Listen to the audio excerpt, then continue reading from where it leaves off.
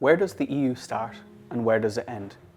Looking at the special territories of members of the European Economic Area is a good way to begin when answering this question.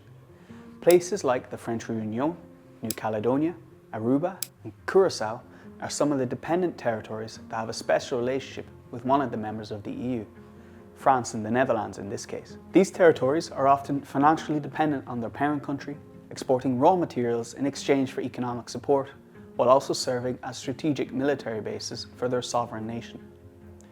French Guiana also hosts the Guiana Space Centre, Europe's primary spaceport, as we've seen in another video. But this parlour game of geographic quirks, often a legacy of imperial colonialism, can have serious political consequences for us all, especially in the European Union. Greenland, for example, is an autonomous territory of Denmark, and since US President Donald Trump returned to the White House, he has set his sights on it. He wants to acquire the island, either through peaceful negotiations or through controversial hints of coercion and military annexation. Today we're going to look at the strategic significance of the island and the initiatives taken by both the European Union and the United States to win the influence over the territory. What future lies ahead for Greenland? Greenland is a former colony of Denmark. Greenland more or less became a colony in 1721 when the missionary, actually a Norwegian-Danish missionary, Hans Egede, came to Greenland. And basically from 1721 and onwards, there has been a relationship to or between Greenland and Denmark.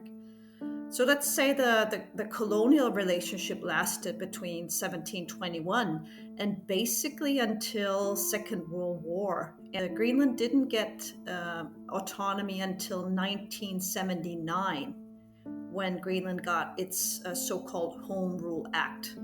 Greenland is an autonomous territory of the Kingdom of Denmark. It is not, however, part of the European Union. In 1985, the island decided to leave the European Economic Community and since then belongs to the category of special territories of members of the European Economic Area. Despite its limited ties to the European Union, Greenland remains a strategically significant player for the bloc. Its vast reserves of rare earth minerals and rich fisheries make it an important economic partner, while its Arctic location places it at the centre of growing geopolitical and environmental interest.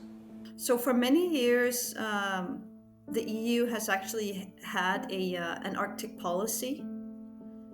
So I would say throughout the past almost 20 years, there's been an increasing awareness about the Arctic from the EU side.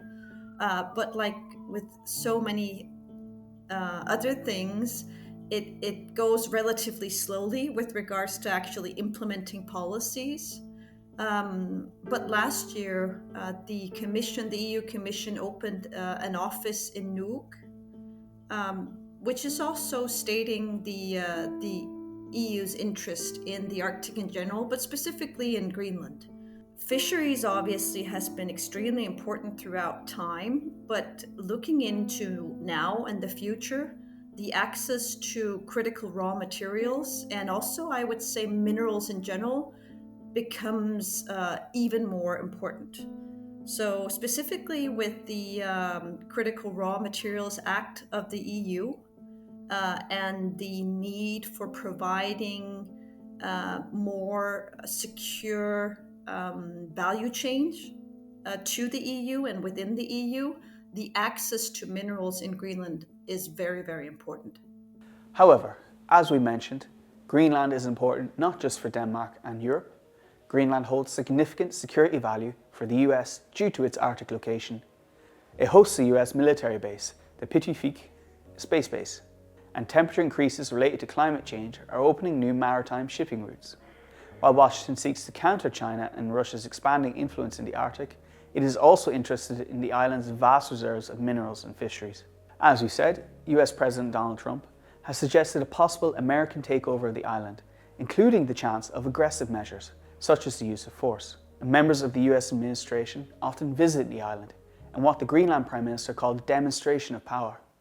Just recently, the US Vice President visited the island with his wife and other senior US officials. The response of the European Union to this hostile initiative has been a mixture of caution and uncertainty, while Denmark has firmly reaffirmed its sovereignty over Greenland. And to all the people of Greenland and of Denmark as a whole, I want to be very clear that Europe will always stand for sovereignty and territorial integrity. Greenlanders themselves have met the prospect of an American takeover with skepticism, while the island's small population has already been considering the possibility of independence from Denmark. The recent elections saw the victory of the most moderate party on the issue of independence, reflecting a cautious approach to the island's future. While the reality behind US threats of annexation remains uncertain, and a European response to a hostile takeover by an historic ally is difficult to gauge, the bloc now faces the urgent task of strengthening its ties with Greenland. What are the options for the EU? I think it's extremely important that also within the EU Critical Raw Materials Act that they figure out if and how to invest in the opportunities that we see in Greenland. Because whereas we do have a lot of sort of political frameworks for supporting the industry, we're still at a stage where we need to find European investments within this, because this is extremely important. There are lots of places in the EU where countries aren't very accustomed to dealing with the extractive industry, and they're not very accustomed to investing in it.